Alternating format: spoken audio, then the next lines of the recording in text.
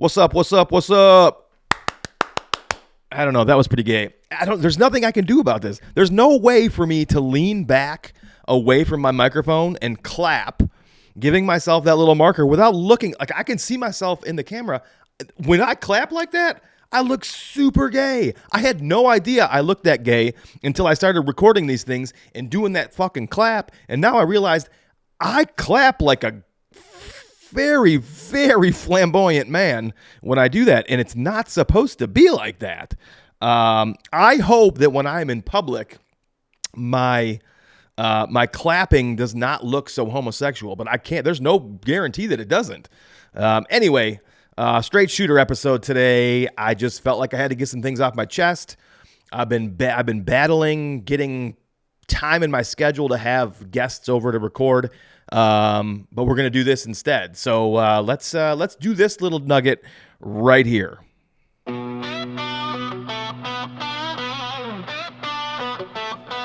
Yeah.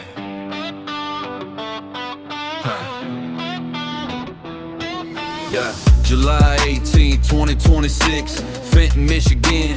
Market in your mix. The rail yard's calling. Trucks in a row. Taco Grill is ready. Let the whole town know. Bring your stories. Bring your crew. Bring your grandpa's tips and your best new view. Meet me at the rail yard. Meet me at the rail yard. Food, drinks, and details. That's how we roll, y'all. Meet me at the rail yard. Meet me at the rail yard.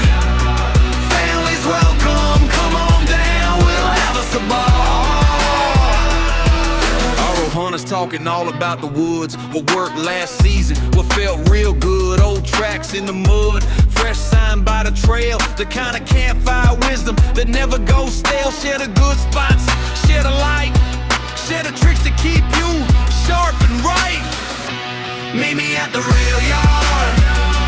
Meet me at the rail yard. Food, drinks, and beer tails. That's how we roll, y'all. Meet me at the rail yard. Meet me at the rail yard. Families welcome. Come on down. We'll have us a ball.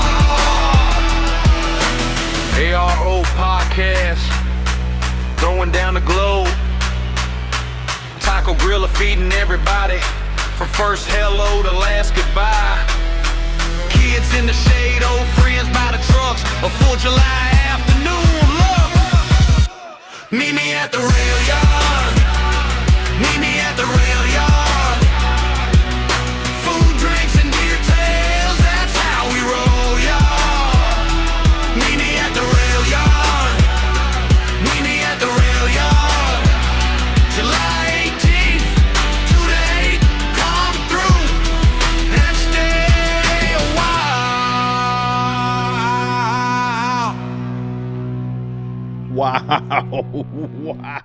Wow. Oh, man, that is so good. Listen, July 18th, 2026, the Rail Yard, Fenton, Michigan, 234 North Leroy Street in Fenton. We are having our 2026 ARO podcast, Taco Grilla Meet. MEAT and greet. That's right. Come on back out. I know we did this last year and we had a great time. I'm giving everybody more of a heads up this year. I'm trying to be more consistent with my notifications to everybody to remind you to come and hang out with us July 18th, 2026 at the Rail Yard in Fenton from 2 to 8 p.m. Families are welcome. I'm not paying for shit. Bring your own wallet, buy your own food, drink your own drink. What do you think it's just an opportunity for us to get together? I'm not paying for nothing. I'm just putting it together so we can all go hang out. If you're nice though, I may buy you an appetizer from Taco Grilla. We'll see. So I'm glad we got that out of the way. I was really excited about that. I know that I just got into a brand new 2026 Corvette and I'm driving it straight to hell using AI to create that. However, I'm not, I hate AI and I hate the data center conversation.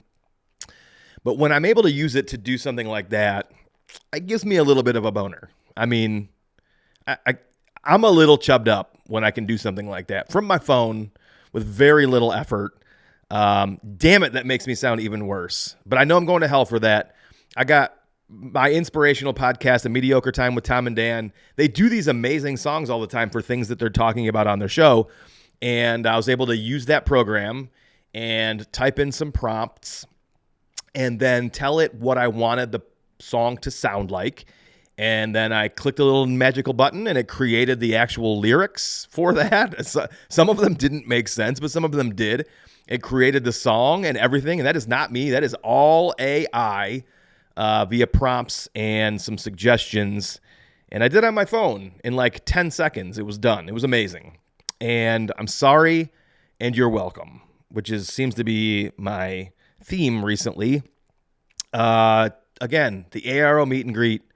Rail Yard Fenton, July 18th, 2026, 2 to 8. Come out and see us. Have a taco and some soda pops. I did something this week for the first time ever in my life.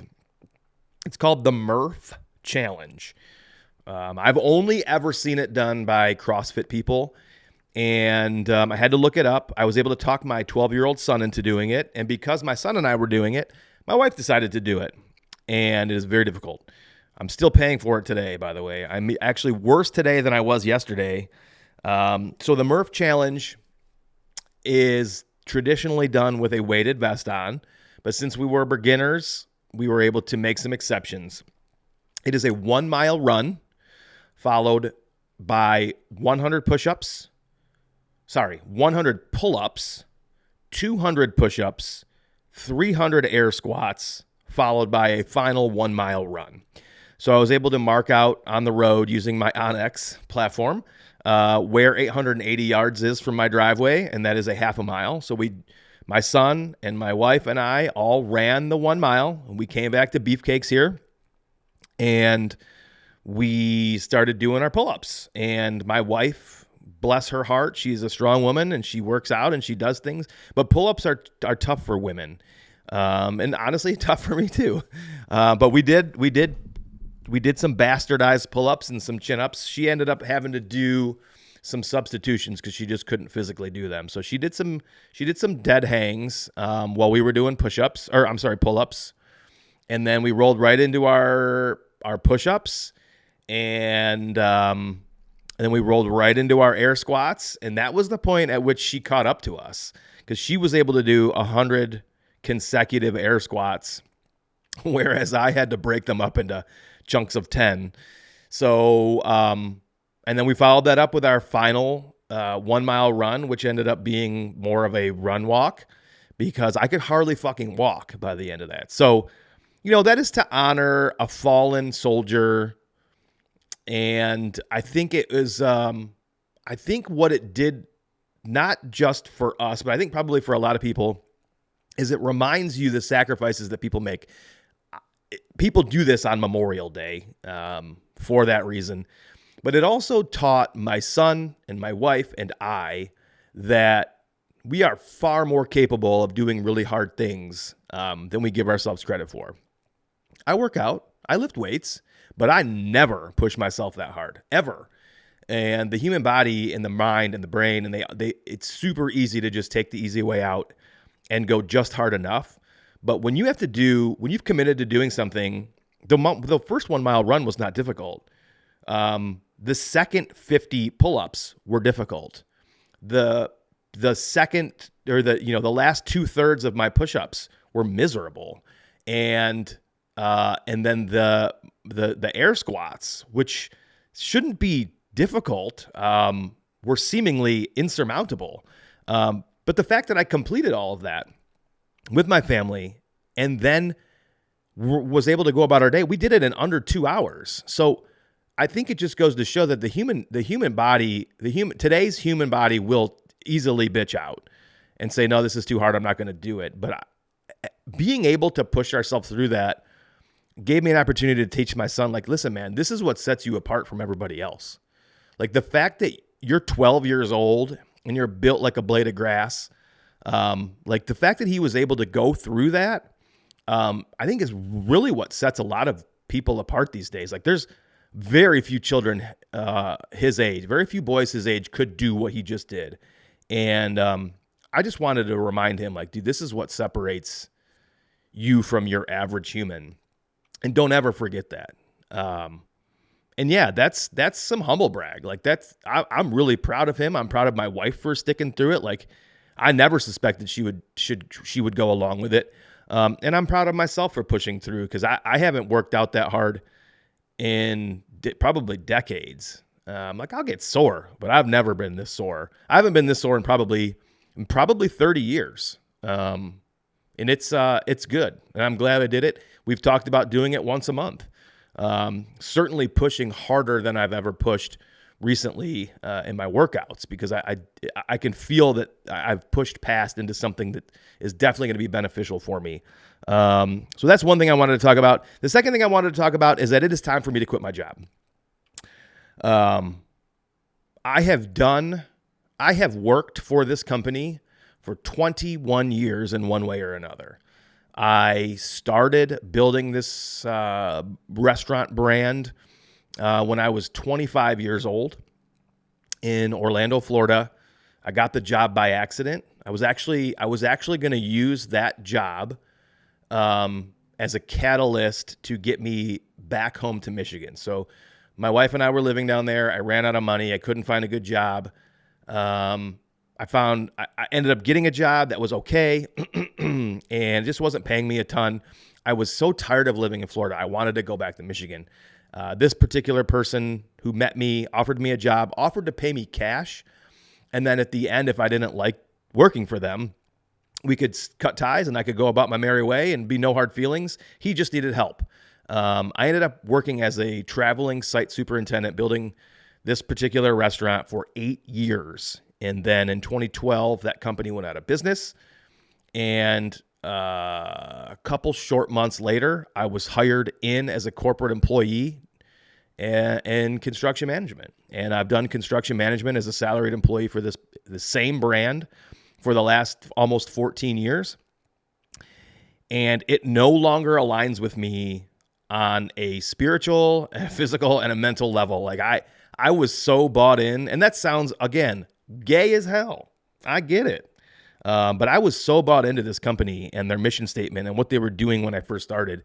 And that doesn't exist anymore. And I don't align with their values. They are too fast food. They're too corporate. They're too big. They're too nonsense these days. And I don't align with them. I don't align with who I report to. I don't align with some of the things that I have to do on a daily basis. I don't align with some of my job responsibilities. I am not bought in, and because of that, my body is rejecting. Like I'm physically ill when I think about having to do this job anymore. And I tried to quit in 2019 when I was getting the vibe that things were changing. We got a new chief development officer and a vice president of development, and some of their expectations were misaligned with true construction management. And I had been starting to set some boundaries, and I made it very clear that I wasn't going to be able to do what they were asking me to do, as well as the regular duties of my job. And because of the uncomfortability and the pushback that I was receiving, I could tell that we were moving away from the true values that I was so bought into for a long time. And I had actually interviewed for a director of construction role somewhere else back in 2019 and was very close to taking that job. That particular brand wanted me to take a pay cut to go from construction management to a director position. And I wasn't willing to do that. And so I declined the opportunity, and thankfully so. Because the following year COVID happened and I was able to stay at home and I was able to do my job remotely. And at that time, we were still building a lot of restaurants. So anyway, I said all that to say this. I sucked it up and I bit my tongue and I kind of powered through it, because there's truly a ton of benefit in my job. Like I don't take that lightly. I have a ton of freedom, and that freedom has since been eroded. I was able to work from home and take days off and record podcasts in the middle of the day and be quote unquote out of office while still answering emails and calls and texts, while I would scout for deer hunting, and I had a tremendous amount of personal time off and tremendous benefits, and the pay compensation was excellent. I'd been fucked numerous times on bonuses because of the way the operations teams perform. But all that said, the value, the return on my investment was such that it was almost impossible for me to imagine leaving. But now that has eroded so far that the return on my investment is no longer. There is zero return on my investment. I am exclusively miserable. I am never satisfied with my job. Nobody is ever thankful for what we do. Everybody is miserable. I'm constantly being cut off at the knees, affecting my ability to be effective and efficient. I am reporting to a team of individuals that are absolutely hypocritical, to say that in the kindest way possible. It is very hard for me to take criticism for people who do not do a good job of their own. For example, I report to the operations team. I can confirm that the operations team in my particular market is running a terrible ship. The restaurants are filthy. The staff is underperforming. The food is under quality, let alone even if it's even available. For example, if you go in at lunchtime and you want steak, more often than not, you're going to find that one of your proteins is not available at prime time. The orders are consistently incorrect or missing items.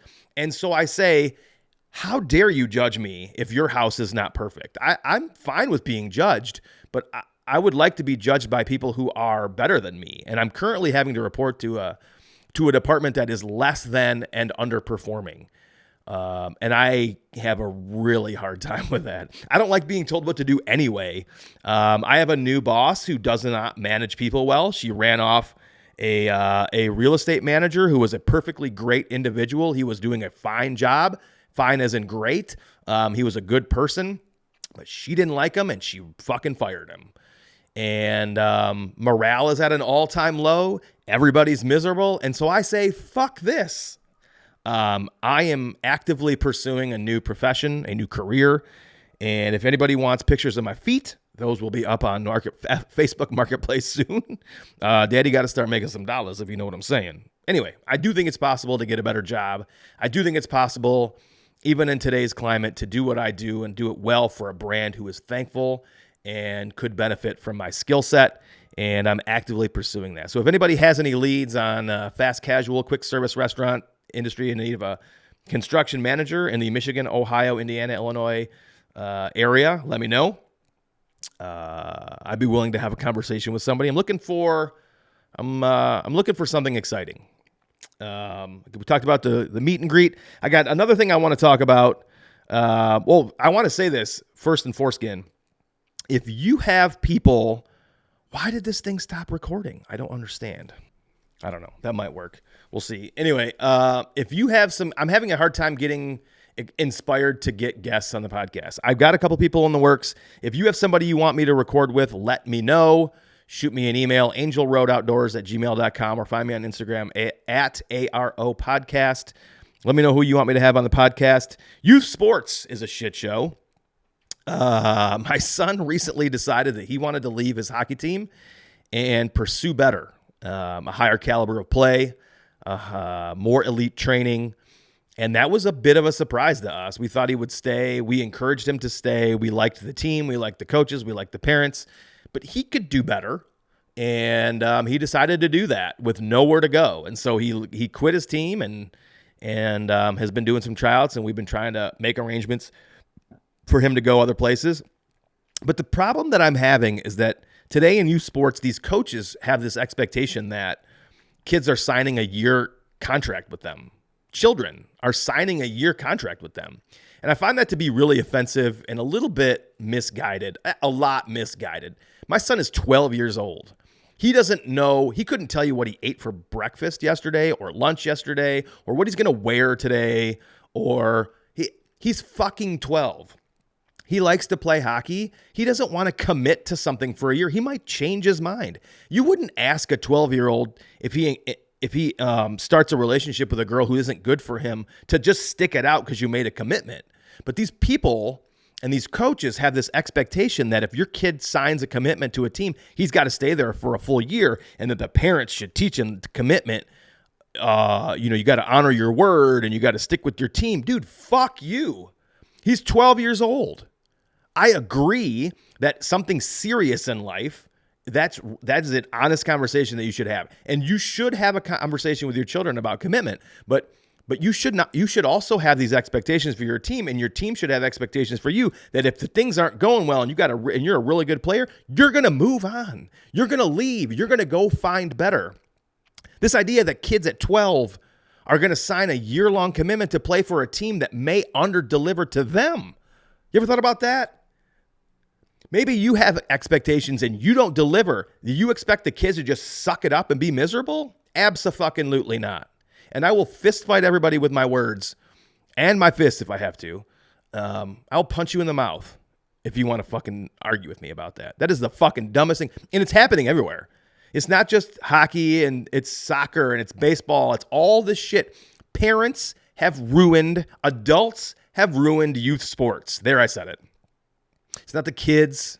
The kids are playing a game that the adults have manipulated and rearranged. Manipulated is a great word. Manipulated is exactly what these coaches are doing to these children. They're guilt-tripping kids into thinking that they can't try to better themselves. Abso-fucking-lutely not. If your kid wants to go somewhere else, your kid should be able to go somewhere else without fear of repercussion or bad-mouthing from parents, because that's what's happening. These parents are bad-mouthing other people on Facebook under anonymous accounts, under these obnoxious Facebook groups, which shouldn't exist to begin with. If you're going to go into a Facebook group and you want to say something, you should have to be your actual profile. You should not be allowed to post anonymously. If you've got something to say and you're concerned that you're going to be blackballed, that's illustrating that there is a gigantic problem. And the problem is the industry itself. If it is so toxic that you can't post and say what you want to say, then the industry is flawed. And again, it is the adults that have made it this way.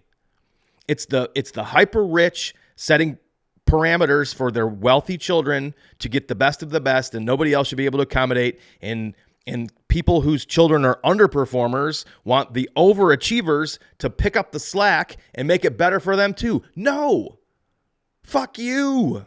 This should be the title of this podcast. ARO Straight Shooter episode. Fuck you. Go fuck yourself.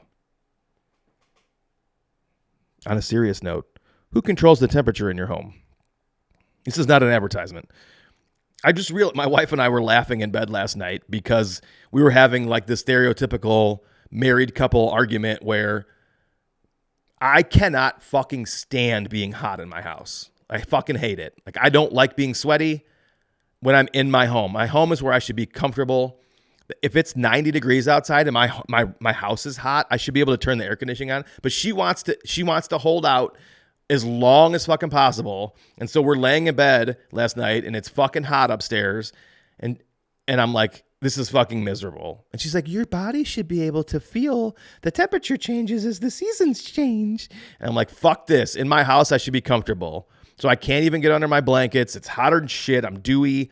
I've taken a shower, but I'm all sweaty because it's hot.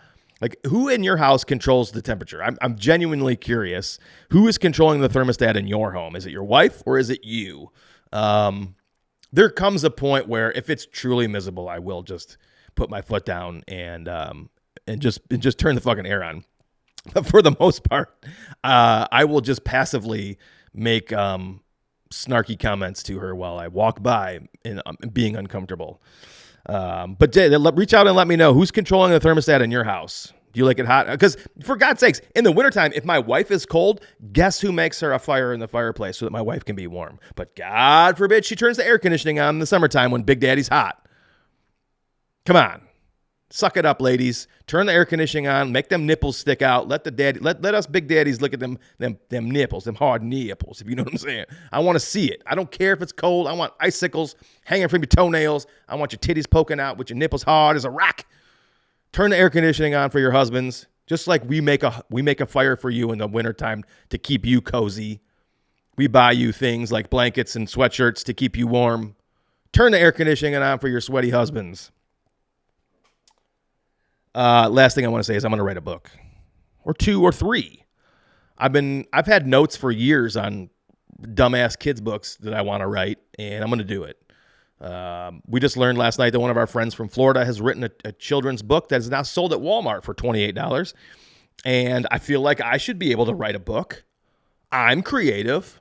I have whimsical shenanigans and nonsensical silliness that I could share with people. I could write a book. I, too, could be a successful publisher or a successful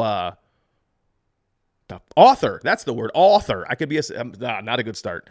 I could be a successful author. So I think I'm going to write at least one kid's book, possibly 2 or 3. I'm workshopping some titles here. So anyway, that's all I got for this week's Straight Shooter episode. I hope you enjoyed. I hope you don't skip this one because I do like making them. We'll talk to you all next time. See ya.